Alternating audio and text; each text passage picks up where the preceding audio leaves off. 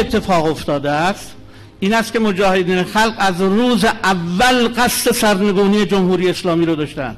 اتهام اصلی اینا براندازیش از روز اول، مربوط به فاز نظامی نیست.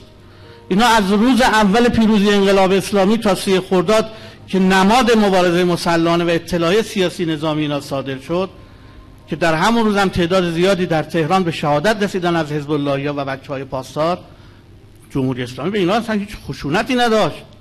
اینها شروع کننده جنگ بودن. اینها بعد از 3 خرداد در 7 تیر، یعنی 7 روز بعد، 70 و چند نفر از شخصیت‌های اصلی و ریاست قوه قضاییه رو به شهادت رسوندن.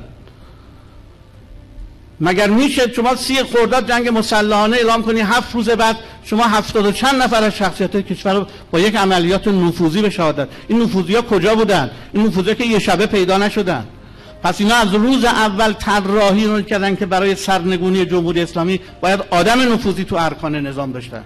جمهوری اسلامی اولین قربانی توطئه مجاهدین خلق در ایران.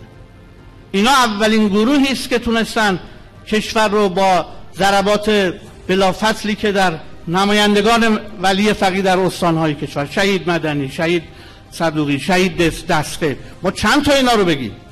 بعدم که از روز اول از شروع جنگ تحمیلی به عنوان متحد استراتژیک صدام در پایگاه‌های عراق قرار گرفتند. سال 59 رادیوی مجاهد در بغداد راه افتاده.